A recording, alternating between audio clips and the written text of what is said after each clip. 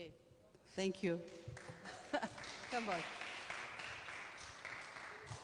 I'm melting as well as you are melting. Yeah, okay. I don't want to hear my voice, therefore I'm looking for the position, and that seems to be a good one. Okay, I'm not going to go to repeat all the criteria about transitional justice because you heard them. Only one additional point would be the Special Rapporteur for Cultural Rights gave recommendations how important it is right to culture to connect to the idea of memorialization in terms of museums, monuments, whatever in societies that have post-conflict history. Can we turn it a bit? And what she's saying is difficult challenges encountered in memorialization, and the most important part of it should be to stimulate and promote civic engagement, critical thinking in the process of reconciliation and transitional justice, and discussion regarding representation of the past, but equally the contemporary challenges of exclusion and violence in a society after a conflict or war. I have been working for decades on the Balkans, and therefore I now found, or I've been choosing 3 examples that are closely connected to the values of Documenta, which means collaboration and collectivity. So the first one is, if you give me the next slide, the red line in Sarajevo. For the 20th anniversary of the besiege of Sarajevo, they did, but then I'm hearing myself all the time. They can hear you online. Okay.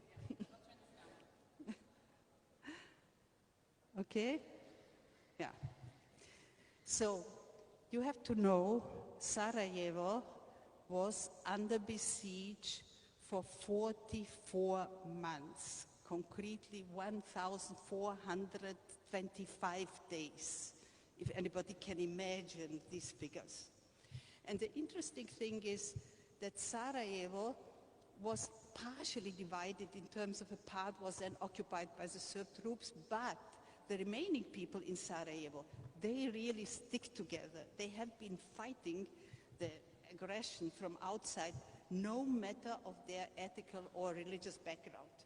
So there was a Serb general in the first line protecting Sarajevo, and Croats and Bosniaks and all together.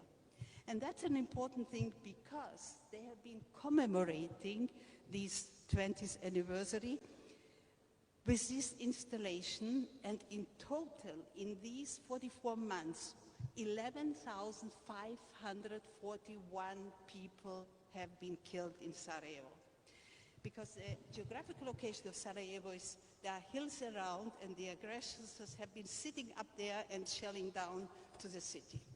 And they have been in a really big disadvantage, the population of Sarajevo. Can you give me the next slide?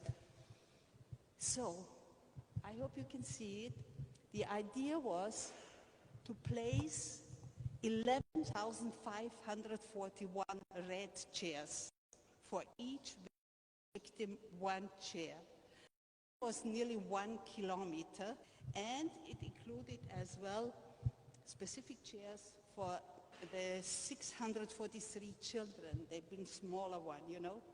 And all of that was planned really collectively with the citizens of Sarajevo, with artists, the city council, and it was not only this sort of drama and the theater, but accompanied by concerts, theater plays, you know, and whole Sarajevo would come and be on the feet. And they would then give honor and tribute to the victims by putting flowers on the chair for the children, you know, beers, toys, candies. And this was a very, very important sort of common feeling that they stayed together again. And there was a huge choir of students, 700 students participated in the choir. And at the end, they would stand along these 800 or 900 meters and sing the song, Give Peace a Chance, after 20 years, you know. And at the same time, you have to know that at the International Tribunal Court for ex-Yugoslavia, the two main responsible people, Stanislav Galic and Dragomir Milosevic, have been sentenced because of the crime that happened in terms of destroying and killing people in Sarajevo. So here you see the double sort of line, how and how important it is to have justice in court and then this sort of restorative or symbolic justice for the people by honoring the victims and giving them this common feeling that they stick together even after 20 years. Maybe we have now the short video, if you have the link. This is the director who created the idea with the city of Sarajevo. Yeah, here we have it.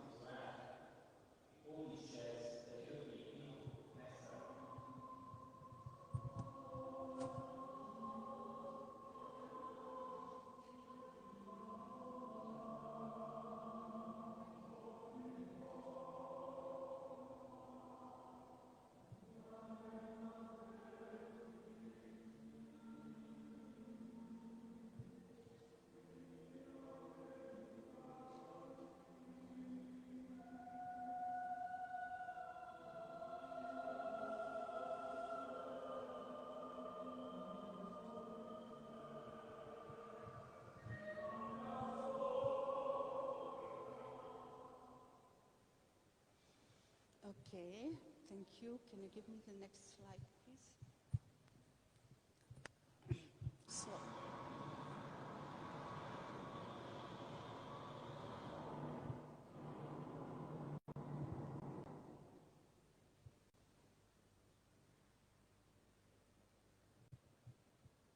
okay. So the next project is about Srebrenica. I mean, you, our students, know the genocide in Srebrenica and as well in Bosnia and Herzegovina. The people have been killed not only during the genocide but around Srebrenica as well. And that's a very, very participative project by, can you give me the next one? Next slide. Aida Shehovic, she is an artist, a conceptual artist living between Sarajevo and New York. And she had to leave the country as a refugee, and now she's a migrant, as I said, mainly living in the US. And she talked to the, especially women from Srebrenica, because as you know, these 8,443 or something victims have been mainly male. And these women told her, you know, most what I'm missing is sitting with my husband, with my brother, with my son, and having coffee, Bosnian coffee. I'm still getting goosebumps. You have to understand the coffee ceremony is something very, very specific in Bosnia and Herzegovina. And they do Bosnian coffee, not Turkish coffee, because it's a way how they prepare it. There is a bit of difference. The coffee ceremony is something where people sit in the morning, in the afternoon, and share not only coffee. They are sharing ideas, they are sharing feelings, they are sharing experiences, they are giving support to each other. And that's so crucial. And Aida, since she's now living in New York, she only realized by being a migrant where you have coffee to go. I mean, what sort of coffee culture is just coffee to go? You grab a coffee and go in the street. I mean, and then when she talked to these women, and they said, I'm really missing my husband, my son, not being able, having coffee with him, so they are not here. And therefore the whole installation is called Što te nema, means, why aren't you here? You are not here. Where are you, I mean?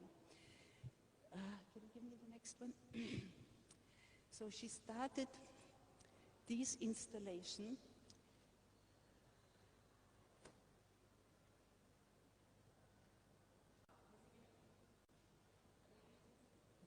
There should be images. Okay.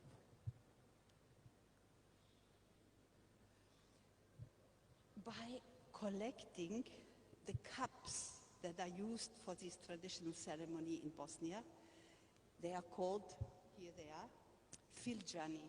Filđani is only this exactly cup. In the beginning you saw the pattern that are painted. And the first installation she did in Sarajevo, in Baščaršija, which is the old part of Sarajevo, with a couple of cups, but these cups have been donated by the families of the victims of Srebrenica. And she took care of it. And then the project, and that was on 11th of July, which is a commemoration day of the genocide in Srebrenica. So then she started to discuss and got more and more cups donated. And the idea is that not only victims or families of victims, but other people as well can donate a filđan, but it has to be a real one, not just any cup. It has to be, I mean, the one they use, and coming sort of from the heart and having a message. Because she said it would have been easy to buy them. No problem, I mean, you go there cheap, but that's not the idea. The idea is this participation of a society. And since her first installation, she did this in 14 different cities of the world, and it's always upon an invitation. It's not that she's coming and telling Banja Luka, now I will do the installation. But people are inviting her, and then the community there, either NGOs or individuals, they are preparing the whole ceremony. And now, at the end, they have already, give me the next slide, please, more than 9,000 of these filđanis. And this year, it came back to Bosnia and Herzegovina. And this ceremony is only done once a year on the 11th of July so far. It was in New York, it was in Chicago, it was in Venice at the Biennale. And again, not the artist is doing the whole ceremony. They start with small amount of cups, and they are preparing the coffee. So people smell the coffee and are coming by, and there are no signs of advertisement or flags, nothing. Some volunteers supporting her, and then participants can come and fill one of the filđans with coffee. And so the installation is growing. It takes usually a whole day, as you can imagine, to prepare coffee for 8,000 to 9,000 cups and to fill them. And in the evening, when it's finished, they just dismantle it, they pack it. Can you give me the next image here? You see? And so that's the way how the cups are traveling, and now they will be finally end up in Potocari, which is the monument for Srebrenica. And the idea behind, she says, it's a monument for human beings and for humanity. And therefore she's not talking about victims being Bosniaks, Muslims, or whatever. It's an idea that we have to fight genocide as people, as human beings, and therefore everybody can participate. And the talks, when the whole ceremony is done, is actually participative by the people who are coming. The project does not function if there is no community involvement and collaboration. That are the really main issues of it. And they have, as I said, more than 9,000 cups, and they have been coming from all over the world, like from Ethiopia, because you know the conflict in Eritrea and then Ethiopia, and there's a special coffee ceremony as well in Ethiopia. And now she says this is a monument for the world, for mankind, for human beings. And she completely rejects to have any participation of politicians or, I mean, any symbolic way of sort of hijacking this idea or manipulating it. It's a sort of, and the diaspora was heavily involved in all the places she has been, in Chicago, in New York, in Canada, as far as I remember. And if we now connect it to the idea of transitional justice, it is a nomadic monument. It's a process going, as you see, all over the year. It's memorialization. It's to honor the victims. At the same time, it gives the survivors, the families, the feeling not being alone, because that was what they felt when it happened to them, because nobody was with them. They have been alone, losing the beloved, I mean, family members, and it's a sort of a catharsis at the same time for them. It's a sort of a contribution to non-repetition, although, as you can imagine, all of that a small contribution, and transitional justice is never perfect, and it takes decades. It's a process. This symbolic gesture will be going on every 11th July, but now she's designing these nomadic monuments in a new way for Potocari, for the big place where the people or the remainings of the victims have been buried, although some of them still, some bodies have not been found yet, and therefore she says as by, I mean, the coffee ceremony is always something where you wait for somebody. Somebody is coming, so this is the families have been waiting for the bodies of their beloved so long. They have been missing. And usually you do always more coffee because somebody could come, and therefore you have to have a spare cup. And she connected this cultural background and is embedding it into the whole process. And she considers herself as the initiator and the guardian of the project, and not being the project. Can you give, yeah, sorry. Here you see some of the patterns. Then she's doing workshops, panels, to talk, especially to the young people, about what is genocide, and again, not connecting it only to Srebrenica, but to happenings in the whole world. She did in Canada, in the Human Rights Museum, a huge workshop, for example. Can you give me the link here?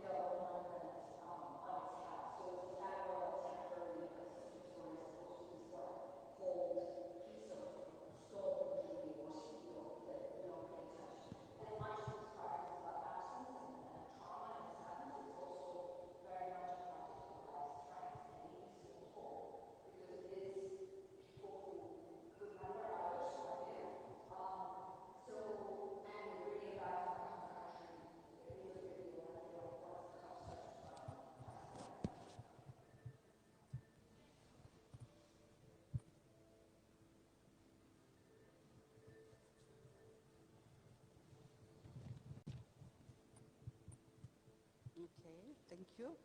As you know, there's still no real peace and reconciliation on all levels in Bosnia and Herzegovina, especially not on the level of governments and political parties.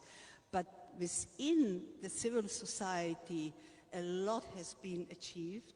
And again, it was very important that parallel you had the courts, the International Criminal, the ICTY for ex-Yugoslavia, were the main responsible people for the genocide in Srebrenica have been brought to court, Karadzic, Mladic, and others. And that was as well a very important part, but it's not enough. There's much more needed to find, this reconciliation process to go in the right direction. Okay, and the last example I have, if you go on, thank you, Marilyn. It's thinking of you. And this is in Kosovo. The artists Alketa Shafa Mripa had the idea to break the silence about rape during the war in Kosovo, because for nearly 20 years that was a non-topic. Very few small talks, panel and women and whoever have been sort of half public, but not the wider public was somehow concerned about this issue. It was somewhere in the hidden. These women have been suffering, not able even to get any sort of recognition. So the idea of Alketa was to invite, first of all, women who are survivors of sexual violence in the war in Kosovo, but not only them, to bring skirts or whatever they have, a t-shirt. And she collected 5,000 of them and exposed them in the main stadium of Pristina. And, normal women would donate their skirts, or a woman would say, this is my wedding dress. Another would say, this is a dress, it's a very, not dirty, sorrow and sad history, because she was beaten, she had experienced violence, domestic violence. Or Dua Lipa, the most famous Kosovarian singer, she would donate one of the dresses. So it was a campaign that started, and it was supported by the former president. And the idea was, as I said, breaking the silence, and as a consequence, a campaign had the success that at the end of the day, the Parliament of Kosovo, the Assembly of Kosovo, passed a law that the women, survivors of sexual violence in this period, have been considered to be veterans of the war.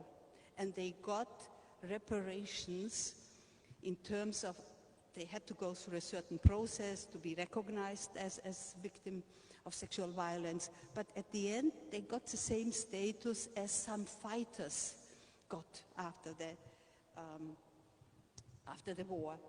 And it's very important because in the society, often in traditional societies, sexual violence is still considered to be sort of a fault of the women, because the women are dishonoring the family, the women are dishonoring the society, and this was such an important step to go out to a wider public and simply to state, sorry, these women are victims. There is no guilt, no fault that can put on them. And at the same time, I think that symbolic is so important, because to choose a soccer stadium as a sort of symbol of masculinity and very dominated by men, and transform it in a place where people are honoring and remembering sexual violence, I mean, committed by men. That's a very, very important issue. And redefining the space as something not only being for men and for masculinity. And a statement from the artist, from Arceta, is, I use art with a restorative and transformative power to be a vehicle for raising awareness, empower and give platform to survivors of sexual violence to come forward and to speak up. We must reach everyone in society and use all means at our disposal to end the intolerable suffering once and for all. 2 years ago, the first survivor, her name is Goodman, she went out and spoke about her case. And she has been testifying in court. Unfortunately, the perpetrator is not in the country. He was not finally sentenced, but at least a court case was filed. So these are examples that give you a sort of an insight about the power of arts, and especially in a non-traditional way, because all these monuments are sort of not permanent, but giving a different perspective. And can you give me the last link about this?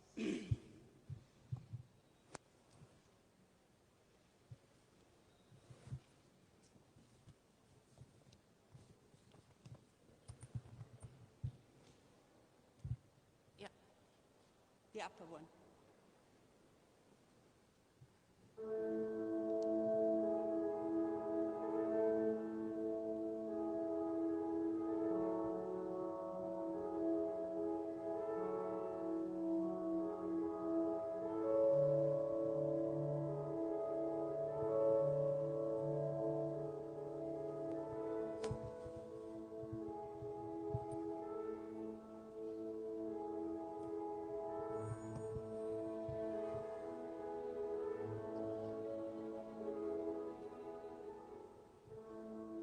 That's it. Thank you.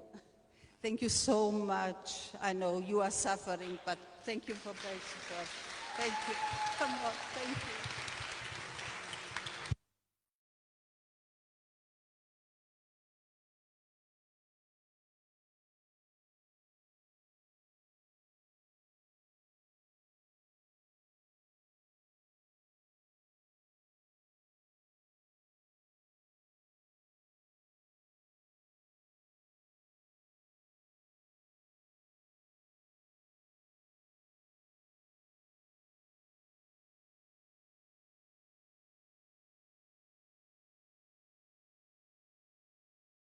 Marathon of cases. We're going to now introduce our colleagues at BARD, Oscar and Hannah, who are going to be on the internet, I mean over, I guess, the equivalent of Zoom or whatever, you know.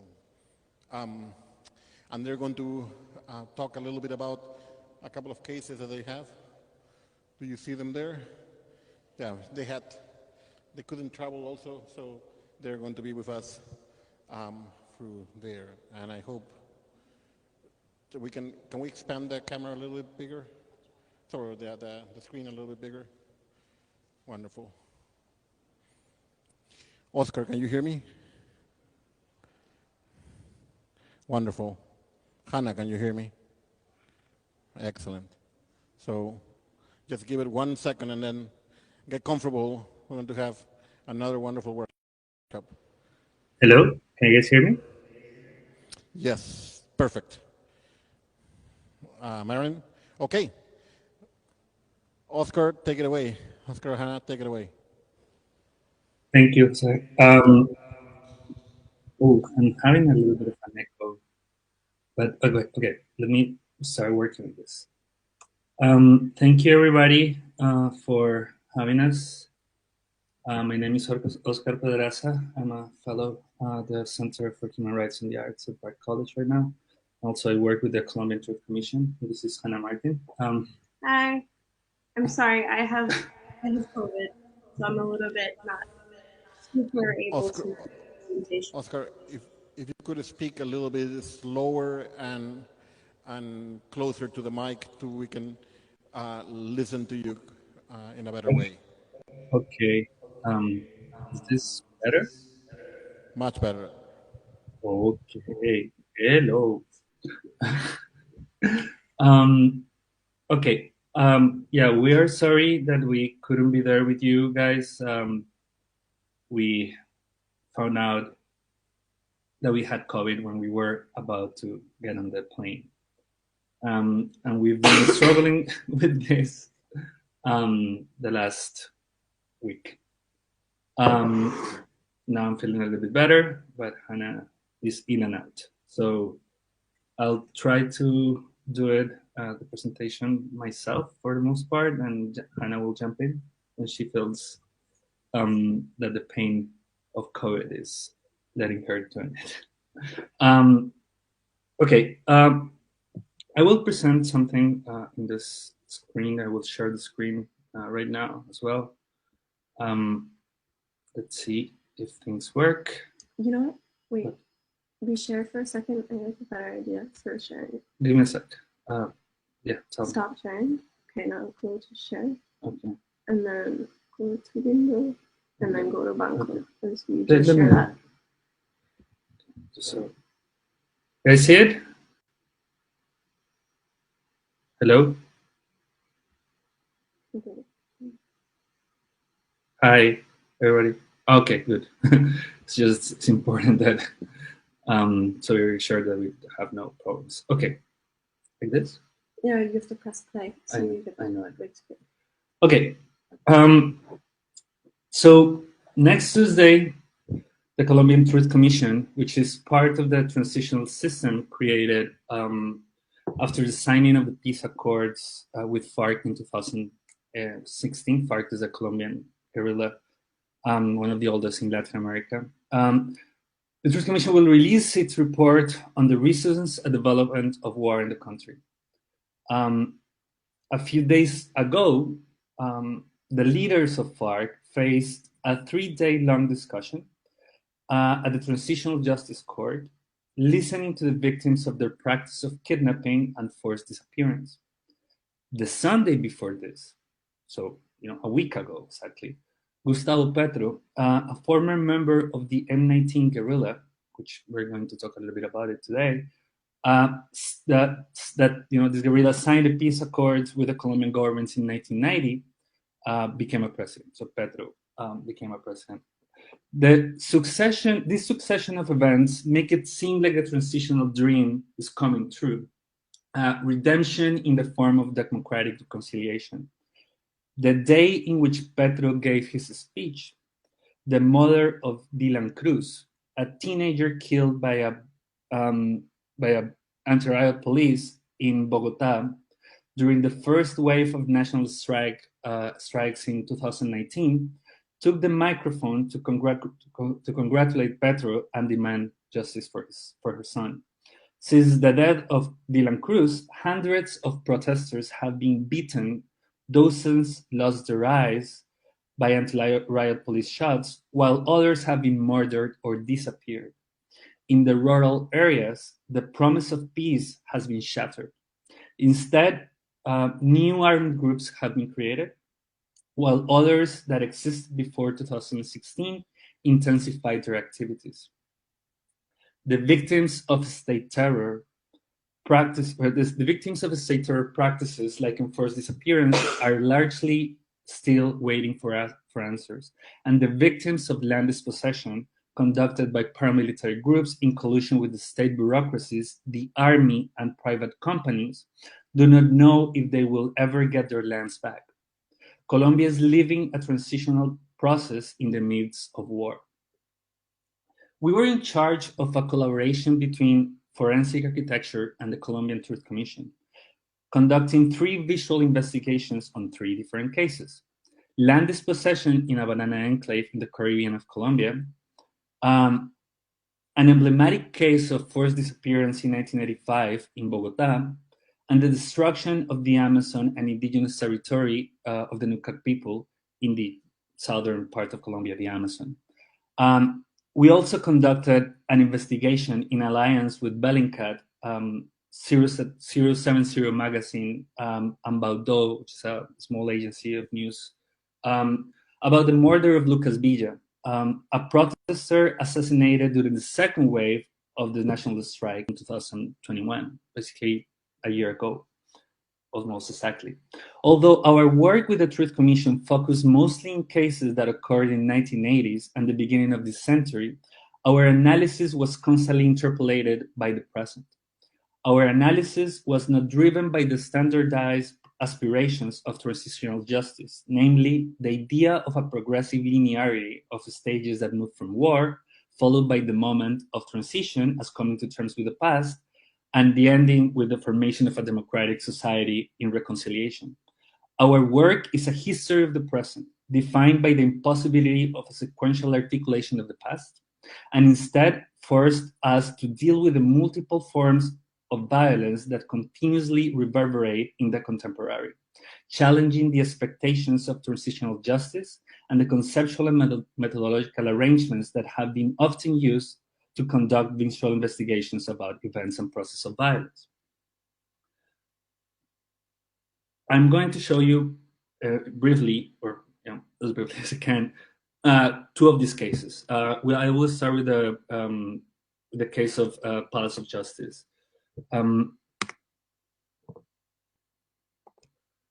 This is an image of the many different images that we collected.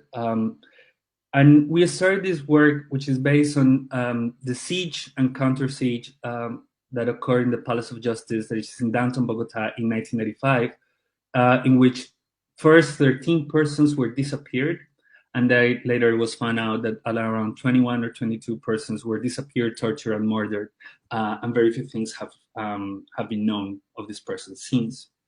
One of the things that we started working with is the idea that the fact that information is public or is supposedly available doesn't mean that that we would actually have access to that. This project was built using the archives of legal cases, testimonies, videos, and images that we found in the press. But the existence of information doesn't mean clarification. It doesn't mean reconciliation. It doesn't mean justice. Because of this, even with information organized in the investigation, there are places that remain in darkness. This is what we call, in this case, black boxes. Is this a video? Yeah. Well, okay. Yeah, but I need to. Sorry. Okay. This project is not about the storming or the retaking of the palace. It's not about the identification of the people that were disappeared or killed. It's about the organization of the forces of the state that organize themselves to conduct an operation that is a counterinsurgent operation that ended precisely in the disappearance and killing of people, as well as torturing and other practices of human rights violations. For this, we analyzed different types of visual materials that we situated. What? It didn't change. It didn't change the slide for some reason for them. Oh. So you guys don't see this? No. Maybe reshare. Maybe it's frozen for them. Okay. This is. And then go to the window. But like, this is the one. Yeah. No, show again. Do you see the image? Yeah. Okay, that's the correct one. Yeah. Okay. Yeah. I'm gonna try to continue. It's pretty much a shame. So. Utilizamos nuestro modelo como dispositivo óptico con el que observamos nuevamente. Yeah. Okay, guys, can you check this? See this? Yeah. So if this is, yeah, this is part of the reconstruction that we made using different cameras and situating them in a 3D model. We analyzed the visual material and we situated that in a 3D model that we built based on archival images and the blueprints of the area and other types of visual information. With this in mind, Jesus, it's not. Now we hear Oscar again. So what is the problem? But, okay. Sorry. Guys, just to clarify, you're just supposed to be seeing a video and you're not meant to be hearing anything. Like, we're not playing the sound because it's all in Spanish. Okay. All right. Go ahead. So can I continue? Yeah. Okay, I'm gonna jump. Come to the next slide. This one. Okay.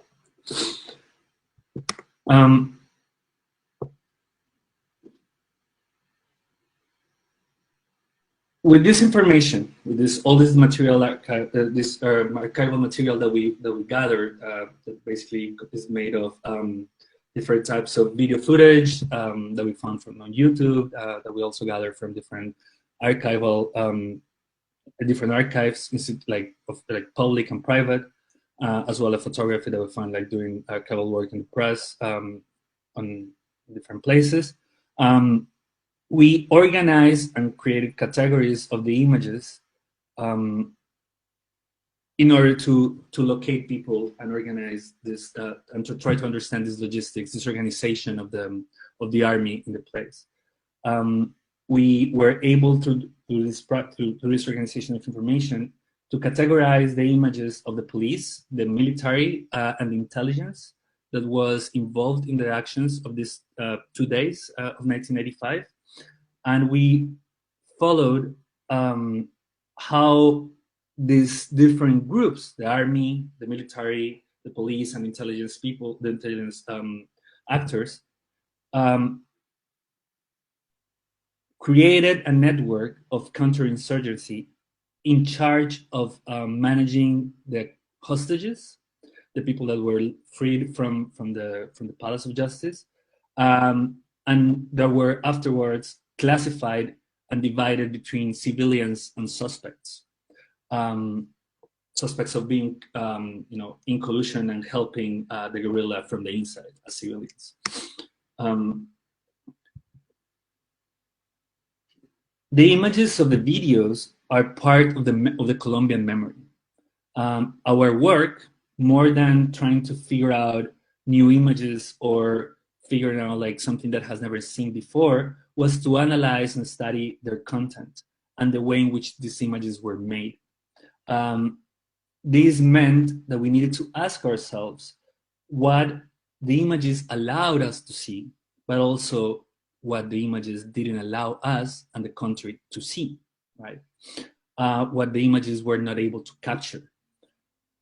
The journalists who were recording these events, that happened in 2 days, were in a constant interaction with the state army forces, which blocked the vision angles and the places where they were able to shoot, right, and have sight to the events. And therefore, entire sections of the space were out of vision from the cameras and the journalists those 2 days. The visual register was, started to change in these 2 days, right? As a result of what the state forces allowed journalists to record. This process of blocking the vision created what we are calling black boxes, which are spaces of impenetrability where information is not available to the public eye.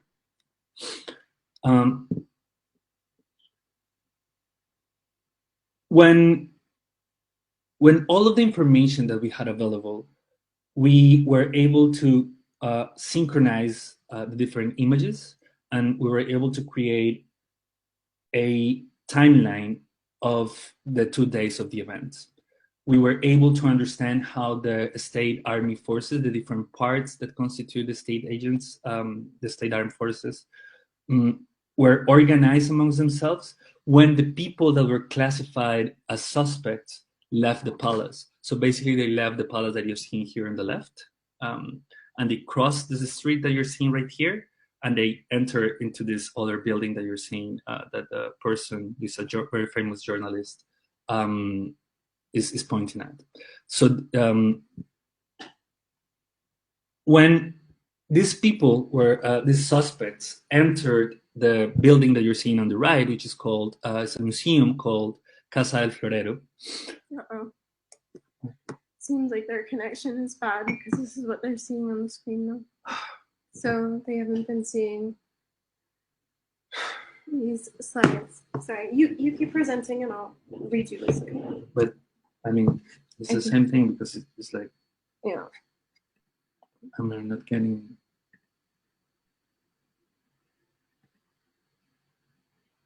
It's the same thing.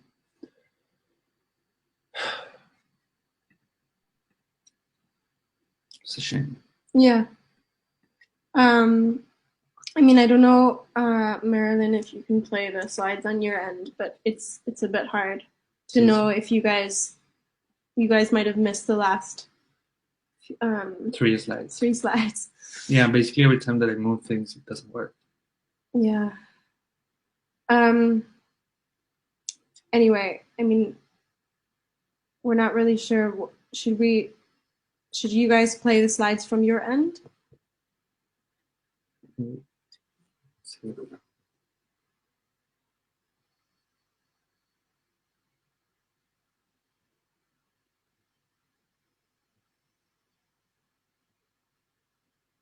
Go full screen. Again. Yeah, that's what I think. If we can get it better, because I don't think it's working out very well, the technical aspect, and we are getting lost in all the complications. So if we can do it maybe tomorrow, or we can talk about it, because it's very difficult for us to follow right now, unfortunately. And I know that you have done an incredible effort with COVID and everything, but we are not receiving the information correctly. So what we don't try to internally discuss what we can do tomorrow, and if we can try it again tomorrow, or have some version of it that we can put together for the group, because right now it's honestly not, we're not hacking it at all. You know, it's becoming extremely complicated to follow. Okay. Yeah, no, it's impossible to follow this without. Yeah, let's try tomorrow. Yeah. So this is more or less what we wanted to be showing you guys, certain different kind of cases and certain different kinds of discussions that come around with each of the projects that we actually work on. Marijana proposed several, we did also a few of them, and they were going to show a couple of cases that in the Colombian case, unfortunately, doesn't come out that great. Really appreciate your stamina and your commitment to this. So thank you so much. We'll talk to you tomorrow. Thank you.